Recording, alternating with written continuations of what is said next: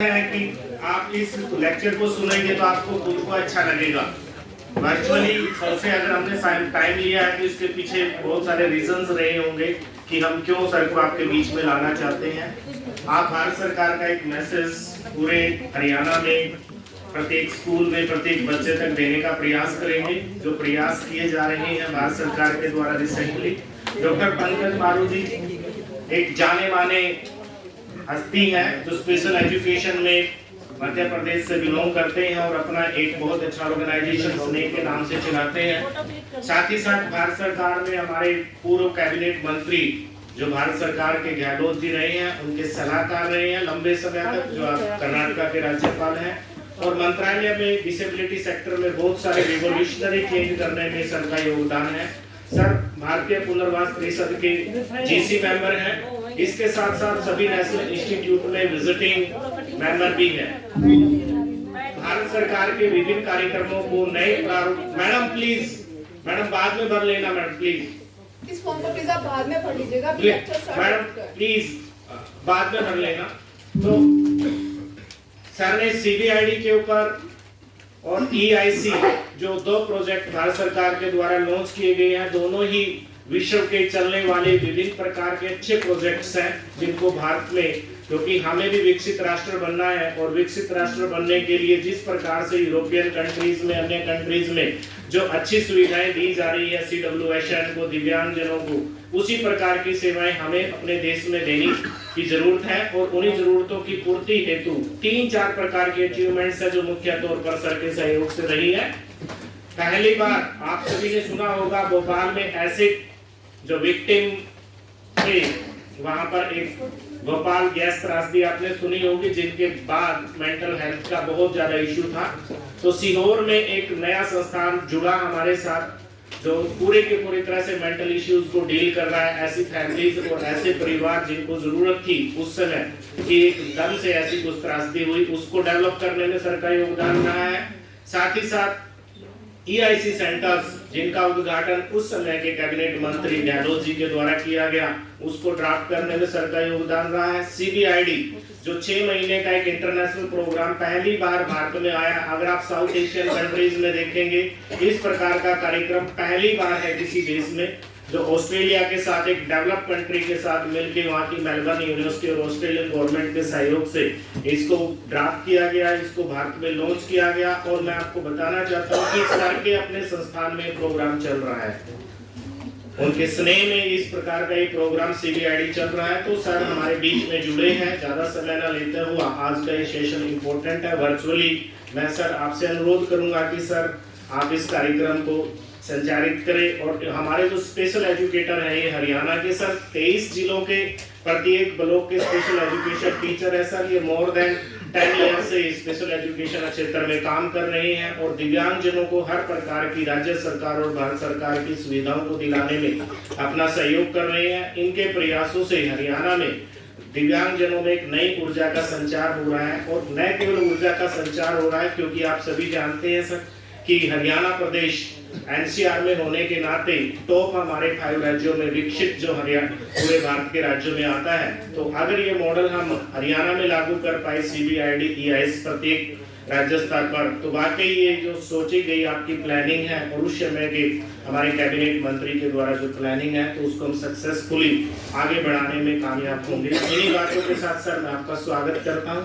Sir आप अपना session को कंटिन्यू करें। धन्यवाद। Thank you very much doctor Jasmer ji. Am I audible? मुझे मेरी आवाज आ रही है? Yes sir. ओके, सभी का बहुत बहुत स्वागत, अभिनंदन। सबसे पहले डॉक्टर जसमेर जी को धन्यवाद देना चाहूँगा। आप सब लोगों से रूबरू होने का उन्होंने एक बहुत ही अच्छा अवसर मुझे प्रदान किया है और मुझे जानकर बहुत ही खुशी हो रही है कि आप सब लोग स्पेशल एजुकेटर के रूप में हरियाणा में उन लोगों के साथ काम कर रहे हैं जो समाज का सबसे पीछे खड़ा हुआ तबका है। हम जानते हैं कि हमारी सरकार में, चाहे वो भारत सरकार हो चाहे राज्य सरकारें हो, दिव्यांगजनों के लिए अनेक योजनाएं, अनेक स्कीमें, अनेक प्रोग्राम। मैं आपको बस इतना ही कहना चाहता हूं कि 2014 से 2021 तक 7 वर्षों में दिव्यांगजन अधिकार अधिनियम जो 2016 में पारित हुआ, उसके माध्यम से हमने प्रयास किया कि हमारे दिव्यांगजनों को बहुत सारे अधिकार मिले। और ये सबसे ज्यादा आवश्यक है, मुझे आप सबको ये कहते हुए खुशी है कि उस दिव्यांगजन अधिकार अधिनियम में पहली बार ऐसे प्रावधान किए गए कि अगर उस अधिनियम की किसी भी धारा का पालन ना हो तो उसके अंदर पनिशमेंट और पेनल्टी का प्रावधान है। इसका उद्देश्य सिर्फ इतना है कि समाज का हर वर्ग दिव्यांगजनों के अधिकारों को समझे, उसका पालन करवाए, चाहे वो शासकीय अधिकारी हो, एनजीओज हो, और इन सारी बातों को लेकर, क्योंकि दिव्यांगजन अधिकार अधिनियम यूएनसीआरपीडी के परिप्रेक्ष्य में लाया गया था। जब ये आया तो ये महसूस किया गया कि देश के अंदर एक बात की कमी है और वो है अवेयरनेस। आप सब लोग हरियाणा जैसी राज्य में काम करते हैं, कई लोग गांव में काम करते होंगे, पर आपने महसूस किया होगा कि अभिभावकों को ये भी जानकारी नहीं होती है कि दिव्यांगता का प्रमाण पत्र कहाँ बनता है। ये भी जानकारी नहीं होती है कि जिला दिव्यांग पुनर्वास केंद्र कहाँ है। उन्हें ये भी जानकारी नहीं होती है कि सरकार की कौन कौन सी योजनाएं हैं, उसको धरातल पर उसका लाभ लेने के लिए हमें किस प्रकार का कार्य करना होगा, किन लोगों के पास जाना होगा। इन सब कमियों को जानते हुए, समझते हुए भारत सरकार ने एक निर्णय लिया कि जिस प्रकार हमारे देश में महिला एवं बाल विकास विभाग में आंगनवाड़ी कार्यकर्ता होते हैं, उन आंगनवाड़ी कार्यकर्ताओं का काम होता है घर घर जाकर ये सर्वे करना और जानकारी लेना छोटे बच्चों की, और उनको आंगनवाड़ी केंद्रों तक लाना, उनको पोषण आहार दें। इसी प्रकार स्वास्थ्य विभाग में आशा कार्यकर्ता होती है। आशा कार्यकर्ताओं का काम होता है कि गांव के अंदर जाकर उन गर्भवती महिलाओं को समय समय पर जो आवश्यक टीकाकरण है वो उनका करवाना, अगर डिलीवरियां हुई है उसके बाद टीका करवाना, उनका इंस्टीट्यूशनलाइज्ड टीका करवाना और स्वास्थ्य के संबंध में जानकारी देना। लेकिन दिव्यांग जनों के लिए ऐसा कोई कार्डर इस देश में नहीं था जो सरकार और आम जनता के बीच में एक कड़ी की काम कर सके। और इसलिए जब हमारे तत्कालीन राष्ट्रपति आदरणीय रामनाथ कोविंद जी ऑस्ट्रेलिया गए तो ऑस्ट्रेलिया की सरकार के साथ एक एमओयू साइन की दिव्यांगता के क्षेत्र में काम करने की, और उस एमओयू के माध्यम से मेलबोर्न यूनिवर्सिटी के साथ हम लोगों ने एक एमओयू उनसे भी साइन किया और एक कम्युनिटी बेस्ड इंक्लूसिव डेवलपमेंट, समुदाय आधारित समावेशी विकास CBID करिकुलम बनाने का हमने निर्णय लिया। और ये CBID का बेसिक ऑब्जेक्टिव ये है कि हम ऐसे एक कार्डर को तैयार करें जिसको नाम दिया गया दिव्यांग मित्र। जैसे आशा वर्कर है, आंगनवाड़ी वर्कर है, ऐसे ये दिव्यांग मित्र कहलाएंगे। ये दिव्यांग मित्र के लिए 6 महीने का कोर्स, और उस कोर्स के अंदर वो सर्टिफिकेट कोर्स RCI से एफिलिएटेड, और उसमें वो सारी जानकारियां होंगी जिसके माध्यम से वो आम जनता और सरकार के बीच एक पुल का काम कर सके। ये क्या कोर्स है, CBID क्या होता है, इसका क्या स्कोप है, अब हम इस प्रेजेंटेशन के माध्यम से आपके बीच में मैं रखने का प्रयास कर रहा हूं। मैं अपनी स्क्रीन आपको शेयर करता हूं।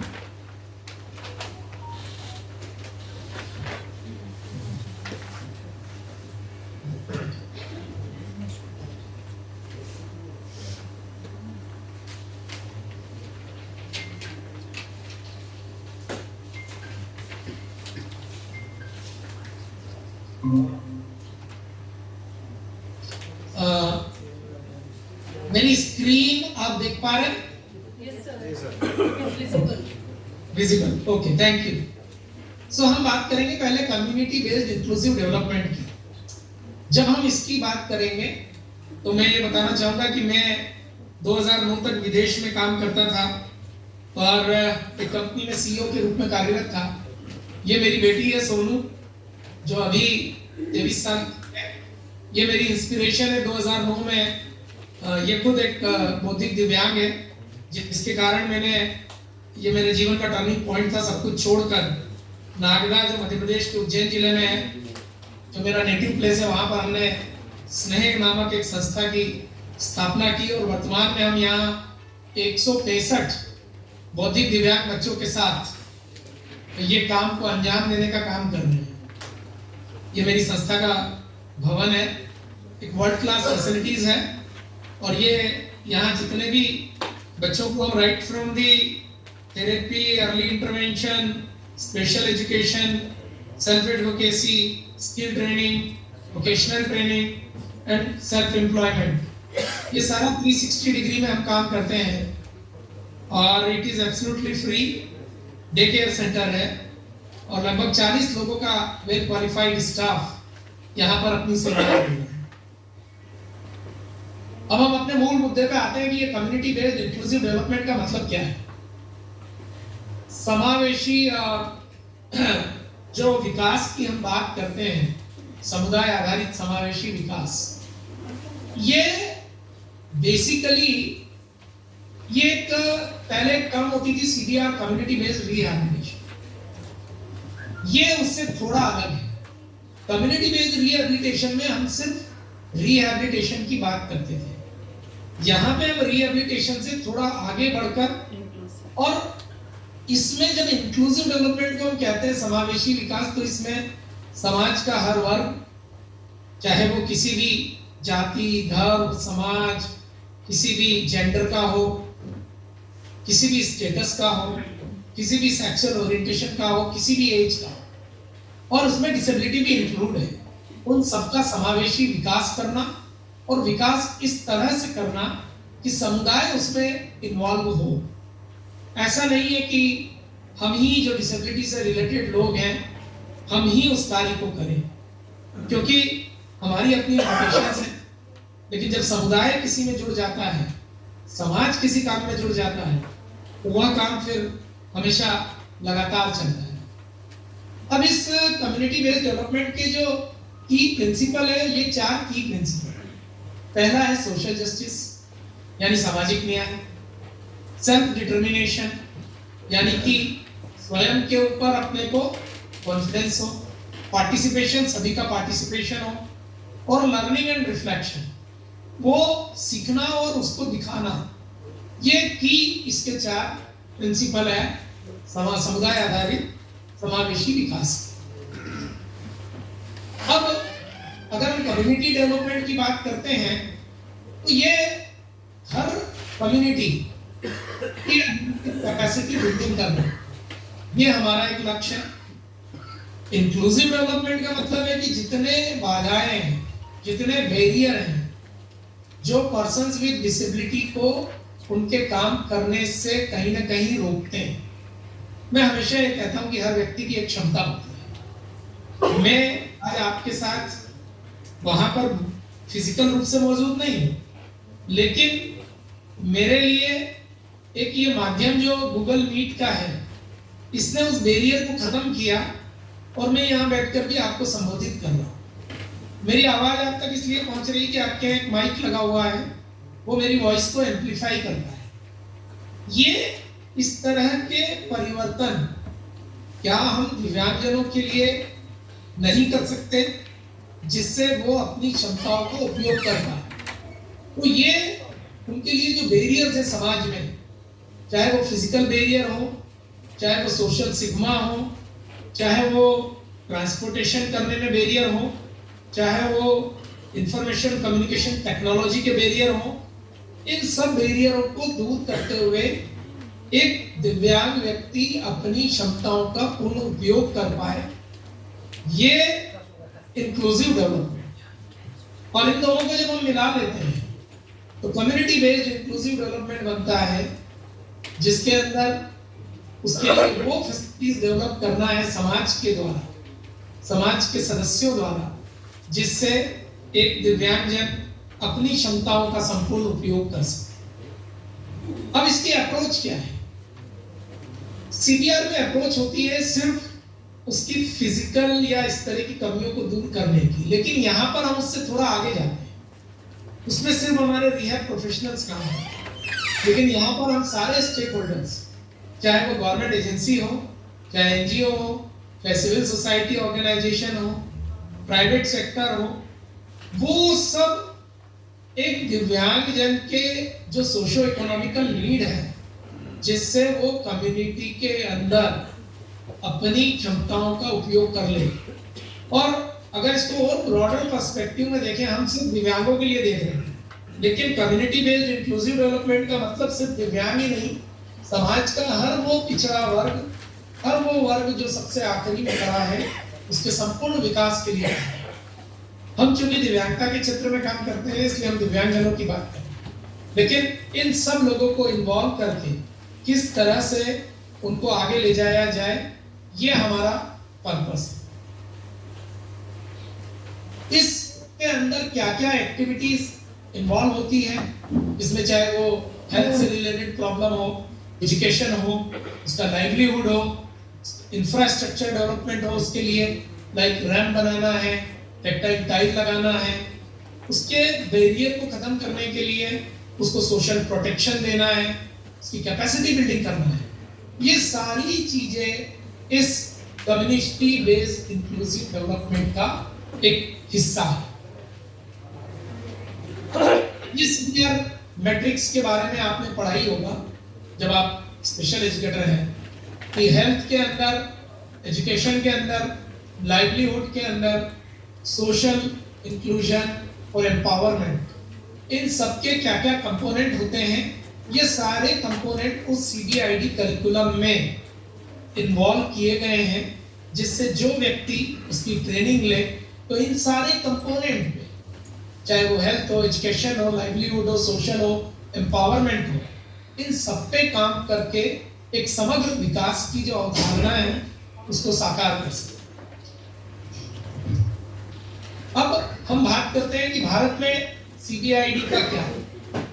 जैसा मैंने आपको बताया, भारत सरकार और गवर्नमेंट ऑफ ऑस्ट्रेलिया के बीच में तत्कालीन राष्ट्रपति माननीय रामनाथ कोविंद जी के साथ दिव्यांगता के क्षेत्र में काम करने के लिए एक एमओयू साइन किया है, और इसकी पहली स्टेप के रूप में मेलबोर्न यूनिवर्सिटी जो ऑस्ट्रेलिया की है, उसने आरसीआई के साथ एक एमओयू साइन किया, जिसका उद्देश्य था एक ऐसा करिकुलम डिजाइन करना जो कॉम्पिटेंसी बेस्ड हो।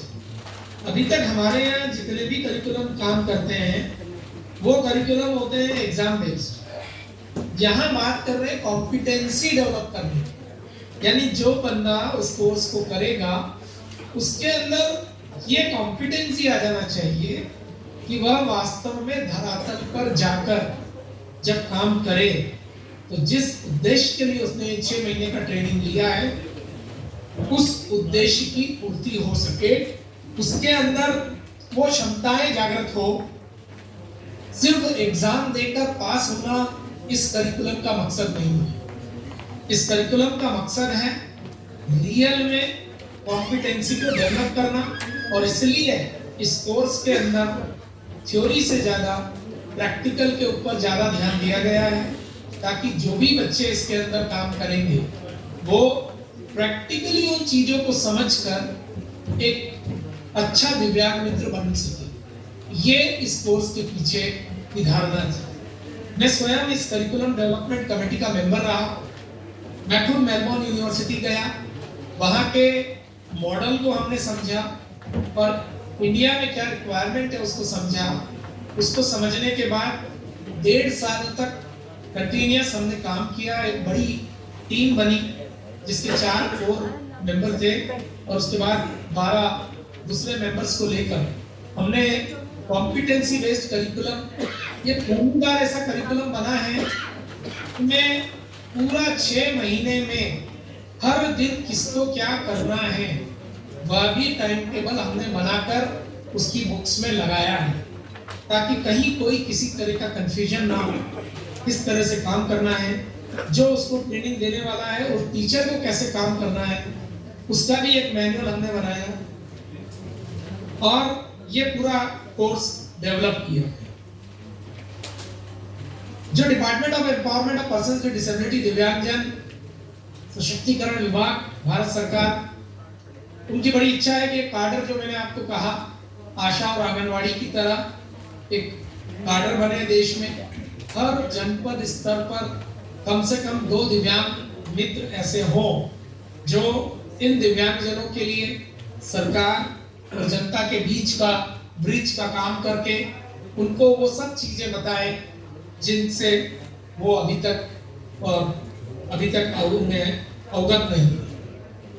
अल्टीमेट गोल कि कम्युनिटी को अपने आप में इतना मजबूत कर दें कि फिर उस दिव्यांग मित्र की भी वहां पर आवश्यकता ना हो। हम एक एक जने को गांव के अंदर, चाहे वो जनप्रतिनिधि हो, चाहे वो सरकार का नुमाइंदा हो, उन सबको भी इसके माध्यम से, हमारे दिव्यांग मित्र के माध्यम से उन सब चीजों की जानकारी करा दें जिससे वो स्वयं अपने अपने क्षेत्र में इन लोगों के लिए काम कर सके। आखिर ये कोर्स में है क्या और इसकी एलिजिबिलिटी क्या है? ये कोर्स 10वीं पास कोई भी बच्चा इस कोर्स में एडमिशन ले सकता है। 6 महीने का कोर्स है। 2020 से इसको शुरू किया गया था।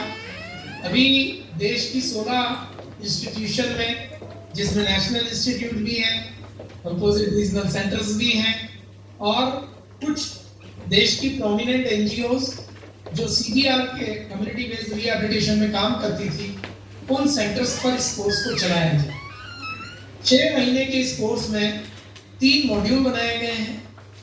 जैसा मैंने बताया कि इन 3 मॉड्यूल में थ्योरी मात्र 2 महीने की है जो क्लासरूम ट्रेनिंग के रूप में है और 4 महीने की फील्ड ट्रेनिंग बच्चों को विभिन्न जगहों पर, जैसे डीडीआरसी, डिस्ट्रिक्ट हॉस्पिटल जहाँ डिसेबिलिटी सर्टिफिकेट बनते हैं, डिस्ट्रिक्ट अर्ली इंटरवेंशन सेंटर जहाँ शीघ्र हस्तक्षेप के काम होते हैं, नगर पालिका, नगर परिषद, नगर निगम जहाँ से सोशल जस्टिस डिपार्टमेंट की योजनाएं लागू होती है, एलिनको जहाँ कृत्रिम अंग और आर्टिफिशियल ये सहायक उपकरण बनाए जाते हैं। उन सब जगहों की विजिट कराकर उनको दिखाना कि कहाँ क्या होता है, दिव्यांग के प्रमाण पत्र कैसे बनते हैं, प्रमाण पत्र बनने के बाद शासन की पेंशन अगर है तो वो कैसे मिलना है, स्कॉलरशिप कैसे मिलेगी, असिस्टिव डिवाइस कैसे मिलेगी, किस तरह से अप्लाई करना है, क्या फॉर्म्स होते हैं, क्या डॉक्यूमेंट्स लगाना होते हैं, ये सारी विषयों की जानकारी और उसको प्रैक्टिकली करवाना, ये सब काम इसके अंदर हम करते हैं। इसके 3 जो मॉड्यूल है, पहला मॉड्यूल है असेसमेंट एंड इंटरवेंशन। असेसमेंट का मतलब यहाँ पर ये नहीं है कि डॉक्टर की तरह और मेडिकल बोर्ड की तरह जाके असेसमेंट कर लें। असेसमेंट का मतलब है कि जब हम सर्वे पे जाएं तो वो बेसिकली देख के ये समझ ले कि किस व्यक्ति को किस प्रकार की दिव्यांगता है और उससे ये समझें कि उसको किस चीज की आवश्यकता है और वह चीज उसे कहाँ मिलेगी, तो वह एक रेफरल पॉइंट के रूप में उसे बताए कि उसको कहाँ जाना है, उसका प्रमाण पत्र कहाँ से बनेगा, उसके बाद उसको पेंशन कैसे मिलेगी, ये उसका रेफरल करना है। इंटरवेंशन का मतलब यहाँ पे कि अगर उसको किसी काम में बाधा आ रही है तो उसको दिखाना। लोकल लेवल पे अगर उसको डीडीआरसी ने रेफर किया है कि इस तरह की थेरेपी की आवश्यकता है, उसके लिए कोई साधन चाहिए, तो लोकल लेवल पर क्या उपलब्ध साधनों से उस काम को किया जा सकता है, इसको समझना और उसके पेरेंट्स को इस बात के लिए बताना। सेकेंड इसका पार्ट है हमारा module B, inclusive community development. इसके अंतर्गत इस व्यक्ति का काम होता है कि वो समाज के प्रमुख लोगों के साथ, जैसे अगर स्कूल है कोई तो टीचर से मिले, ग्राम पंचायत में सरपंच से मिले, ग्राम सचिव से मिले, जनपद पे जनपद पंचायत अध्यक्ष, जनपद सीईओ से मिले और उन सबको सरकार की योजनाओं के बारे में अवगत कराकर ये दिव्यांगजनों को इन योजनाओं का लाभ उनके माध्यम से कैसे मिले और सरकार के रिसोर्सेस का किस प्रकार से दिव्यांगजनों के लिए उपयोग, ये उसे सिखाया। Third, professional behaviour and reflective practices. इसके अंतर्गत हम तो ये सिखाते हैं कि जब भी अगर एक आप गाड़ी चलाते हैं, गाड़ी सीखते हैं कोई भी, तो गाड़ी सीखते समय यह जानना जरूरी है कि एक्सीलेटर के साथ ब्रेक कहाँ है। हम उसको ये बताते हैं कि तुम दिव्यांग मित्र बनने के बाद तुम्हारा मतलब ये नहीं कि तुम डॉक्टर बन गए या तुम इस तरह की बिहेवियर करो जिससे ऊपर के अधिकारी को समस्याएं पैदा हो। ये सब बातें भी जो व्यवहारिक जीवन में आवश्यक है कि आपको किसी अधिकारी के साथ मिलकर किस प्रकार से काम करना है, आपकी लिमिटेशंस क्या है, आपका काम कहाँ तक सीमित है, ये सारी चीजें इस मॉड्यूल के अंदर उस बच्चे को सिखाई जाए। तो इन 3 मॉड्यूल के माध्यम से 6 माह की अवधि में 2 माह की क्लासरूम ट्रेनिंग और 4 महीने की फिजिकल फील्ड ट्रेनिंग के माध्यम से एक बच्चे को तैयार करने का काम इसमें किया जाता है। इसके अंदर करियर अपॉर्चुनिटीज कहाँ है? भारत सरकार ने अपनी विभिन्न योजनाओं में ये जो CBID का क्वालिफिकेशन है वो डाल दिया है और अभी कई सारे national institutes, CRCs, DDRCs, NGOs जो DDRS स्कीम के तहत फंडेड होते हैं सेंट्रल गवर्नमेंट से, national trust funded registered organisation, state government organisation, इन सब में उनके लिए एक एम्प्लॉयमेंट की अपॉर्चुनिटी पैदा कर दी गई और कई लोग अभी तक 2 बैच निकल चुके हैं, तीसरा बैच चल रहा है। और मैं ये भी बता दूं कि इन 2 बैच के अंदर जो इनकी 6 महीने की फीस होती है वो पूरी फीस भी भारत सरकार 20,000 रुपए की फीस है, वो दिव्यांगजन सशक्तिकरण विभाग के द्वारा इनकी फीस का रिएम्बर्समेंट किया जाता है। यानी अभी ये पूर्णतः निःशुल्क रूप से यह कोर्स भारत सरकार द्वारा करवाया जा रहा है। 3rd बैच अभी चालू हो गया है और इसके खत्म होने के बाद 4था बैच शुरू होगा। ये बैच कहाँ चल रहे हैं? एक बैच में 40 बच्चों को लिया जाता है और इसकी जानकारी किस किस संस्था में RCI के पोर्टल पे जब आप इंस्टीट्यूट में क्लिक करेंगे तो वहां पर आपको पूरे इंस्टीट्यूशन की लिस्ट मिलती है। जब भी एक नया बैच शुरू होता है उसका एक नोटिफिकेशन RCI की वेबसाइट पे आता है, पेपर में विज्ञापन आता है, तो आप अपने क्षेत्र में जाकर ऐसे लोग जो 10वीं पास हो, और इसमें विशेष रूप से हमारा अपना अनुभव रहा है कि वो लोग जिनके घर में कोई दिव्यांग है, उनके भाई बहन माता पिता वो सब भी इसमें ज़्यादा इंटरेस्ट लेते हैं और वो आकर ये कोर्स करने का प्रयास करते हैं। इसके साथ साथ इस कोर्स में सेल्फ एम्प्लॉयमेंट भी आप कर सकते हैं। अब आप सोचेंगे कि सेल्फ एम्प्लॉयमेंट कैसे? देखिए, आज के समय में आप अगर कई बार आपने देखा होगा कि कॉमन सर्विस सेंटर इस प्रकार की सरकार के कई सिस्टम बने हुए हैं। ऐसे एक बंदा अपना कियोस्क छोटा सा बनाकर विभिन्न सर्विसेज कि अगर वो दिव्यांगजन का प्रमाण पत्र बनाने में मदद करेगा तो कुछ नॉमिनल सर्विस चार्जेस लेकर उसके साथ काम कर ले। उसको पेंशन दिलवाने के लिए उसका फॉर्म भरना, निरामय हेल्थ इंश्योरेंस करवाने के लिए फॉर्म भरना, अन्य अनेक योजनाएं सरकार की है। उनका योजनाओं का चूंकि इसको पूरी जानकारी है तो इजी वे में उसको कराने के लिए एक नॉमिनल सर्विस चार्ज लेकर वो सेल्फ एम्प्लॉयमेंट के रूप में भी अपना एक कियोस्क खोलकर इस CBID करिकुलम का लाभ उठा सकता है। ये पूरा CBID से रिलेटेड जो बेसिक इंफॉर्मेशन थी वो मैंने देने का प्रयास किया। अब आप एक और टॉपिक जो मुझे जसमेर सर ने कहा था, early intervention centres. Early intervention centre भी भारत सरकार के दिव्यांगजन सशक्तिकरण विभाग का एक बहुत ही महत्वपूर्ण प्रयास है।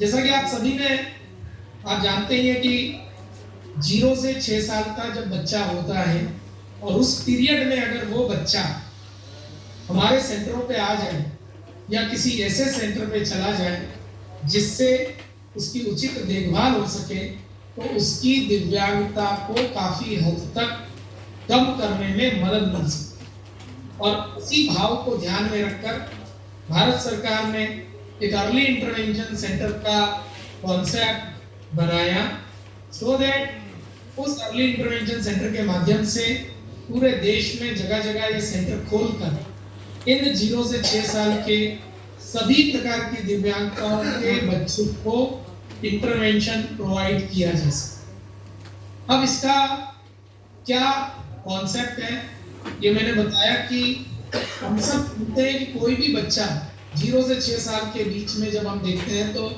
लगभग उसका 90% माइंड 5 वर्ष की उम्र तक डेवलप हो जाता है और इसलिए उस समय उसमें इंटरवेंशन करना ये एक बहुत इम्पोर्टेंट काम होता है जिससे उस बच्चे के अंदर की दिव्यांगताओं को कम किया जा सके। इस इंटरवेंशन सेंटर का मकसद ये भी है कि सभी प्रकार की दिव्यांगताओं के लिए एक इंटरवेंशन सेंटर हो एक जगह पर, जिससे वहाँ पर मल्टी फंक्शनल फैसिलिटीज हो, थेरेपेटिक इंटरवेंशन हो जाए ताकि डिसेबिलिटी का बर्डन कम हो सके। इसके साथ ही इसमें पेरेंट्स को काउंसलिंग करने के लिए भी एक सेक्शन बनाया है।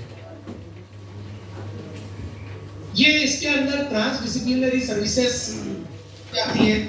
इसके डेवलपमेंटल पीडियाट्रिशियन की व्यवस्था है, यानी बाल रोग विशेषज्ञ जो माइलस्टोन्स समय के साथ आना चाहिए, अगर वो नहीं आ रहे हैं तो मेडिकली उसके लिए क्या करना है उसकी व्यवस्था है।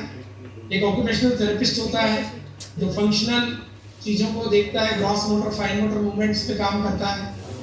फिजियोथेरेपी की व्यवस्था इसके अंदर है, स्पीच एंड लैंग्वेज की व्यवस्था थेरेपिस्ट के माध्यम से, एजुकेटर इसके अंदर होता है, सोशल वर्कर होता है और फैमिली है। ये सब मिलकर जब संयुक्त रूप से प्रयास करते हैं तो निश्चित रूप से 0 से 6 वर्ष के बीच में उस बच्चे में ड्रास्टिक सुधार देखने को हमें मिलेगा। इसके अंदर जो फैसिलिटीज दी गई है वो एक clinical psychology, occupational therapy, physiotherapy, physical medicine and rehabilitation, ये वहां पर मेडिसिन देने की भी व्यवस्था है। Speech and language pathology, special education, prosthetic and orthotic unit, social work and placement unit and vocational training and rehabilitation, ये सारी चीजें एक मॉडल अर्ली इंटरवेंशन सेंटर के अंतर्गत इन्होंने प्रयास किया है। ये इसका मॉडस ऑपरेंडी किस तरह से चलता है, कोई भी केस रेफर होता है या ये खुद सेल्फ रिपोर्ट भी कर सकते हैं। उसका सोशियो डेमोग्राफिक एंड हिस्टोरिक जो भी उसकी इनपुट से वो ली जाएगी, उसका क्लिनिकल इवैल्यूएशन होगा। क्लिनिकल इवैल्यूएशन के बाद उसको फर्दर रेफर कर दिया जाएगा, या तो मेडिकल सेंटर में अगर रिक्वायरमेंट है तो उसकी जांचें होंगी, न्यूरोलॉजिकल टेस्ट होंगे, जेनेटिक टेस्ट होंगे, अदर इन्वेस्टिगेशंस होंगे और उस इन्वेस्टिगेशन के आधार पर उसको अगर ऑक्यूपेशनल थेरेपी की जरूरत है, फिजियोथेरेपी की जरूरत है, क्लिनिकल साइकोलॉजी की जरूरत है, स्पेशल एजुकेशन की जरूरत है, ईएनओ की जरूरत है, other facilities like sensory integration, virtual reality room, behavioural modification, counselling, ये सारी चीजें वहां पर उसको प्रोवाइड की जाती है। अभी हमारे देश के नेशनल इंस्टीट्यूट्स में, आप जहां अभी निफ्रिड में भी है ये, उन सब जगहों पर और सीआरसीज में इसको शुरू करने का निर्णय लिया गया और कई जगह ये अर्ली इंटरवेंशन सेंटर शुरू भी होंगे। ये आप देखिए कटक के अंदर जो है ये इस प्रकार का एक सेंटर बना हुआ है। ये निफ्रिड में भी, देहरादून में ये पूरा यहाँ का occupational therapy room, multi sensory integration room, ये सारे यहाँ पे आपको देखने को मिलेंगे। जो स्टैंडर्ड प्रिपरेटरी क्लासरूम और स्टैंडर्ड इंडोर प्ले एरिया, तो ये इस प्रकार के इतने कलरफुल और इतने सुंदर और सर्व सुविधा युक्त विद ऑल स्टाफ फैसिलिटीज बनाए हैं। दूसरा एक और बात की सारे नेशनल इंस्टीट्यूट और सीआरसीज में कोई भी दिव्यांगजन आता है अपना ट्रीटमेंट कराने, अगर उसके पास यूडीआईडी कार्ड बना हुआ है तो उसको मुफ्त में ये सारी सेवाएं उपलब्ध है। तो ये इतनी अच्छी सुविधाएं हमारे दिव्यांगजन सशक्तिकरण विभाग के माध्यम से हमारे दिव्यांगजनों को, उनके माता पिता को मिलने का काम सरकार के माध्यम से किया गया है। आप सब लोग क्योंकि हरियाणा से हैं, आपके आजू बाजू में जो भी सेंटर्स हों, जो भी पेरेंट्स हो, उनको ज़रूर ऐसी जगहों पर रेफर करें ताकि एक्सपर्ट लोगों का के नॉलेज का लाभ उनको मिल सके और हम दिव्यांगता के क्षेत्र में इनिशियल लेवल पर ही जितना ज़्यादा इंटरवेंशन करके उस बच्चे में सुधार कर पाएं तो निश्चित रूप से वह एक सामान्य जीवन जीने के लिए उसको लाभ मिलेगा। इन्हीं शब्दों के साथ मैं आपका धन्यवाद अदा करना चाहूँगा और इससे संबंधित आपके कोई भी अगर सवाल हैं तो मैं निश्चित रूप से उन सवालों का जवाब भी देना चाहूँगा कि इसके संबंध में, क्योंकि कोई भी प्रश्न हो, चाहे वो सीबीआईडी कोर्स से रिलेटेड हो, चाहे वो अर्ली इंटरवेंशन सेंटर से रिलेटेड हो, आप प्रश्नोत्तर अगर करेंगे तो आप ज़्यादा और भी जानकारियाँ आपके मन में जो संशय है, कोई डाउट्स है, उसको मैं दूर करने का भी प्रयास करूँ।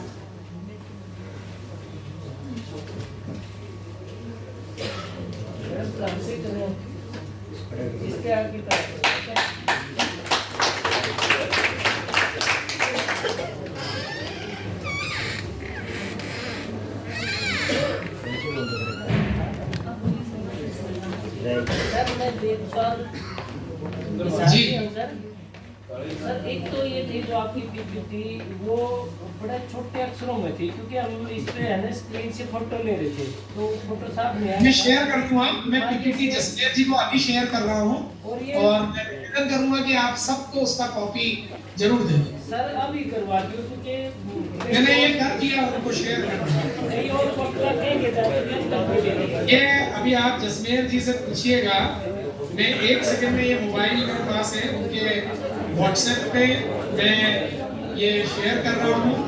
आप लोगों का अगर वहाँ कोई इस तरह का ग्रुप हो तो वो उस ग्रुप में इसको मैं भी उनसे कंफर्म भी कर लेता हूँ। और सर एक और आपका वक्तव्य बहुत अच्छा था, आपकी आवाज़ भी इतनी अच्छी आ रही थी, अगर सामने होते तो और मजा आता। जरूर अगली बार हम आपके सामने आके प्रयास करेंगे ताकि मध्य प्रदेश वालों की वैसे भी हिंदी इतनी बढ़िया होती है, मजा आएगा। Thank you. सवाल कोई है आपके? और अगर देखिए मैं भारत सरकार के साथ बहुत सारे विषयों पे काम करता हूँ, अगर कोई इससे संबंधित हो, जसमेर जी मैंने आपको व्हाट्सएप किया है, प्लीज कंफर्म कर दें आपको मिल गया हो तो।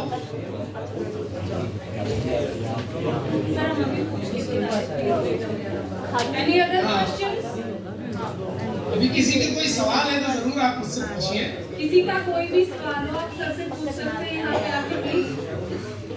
किसी की कोई क्वेरी हो, कोई क्वेश्चन हो। जब कोई सवाल नहीं होता है तो ऐसा लगता है कि या तो सब समझ में आ गया है, बिल्कुल भी समझ में नहीं।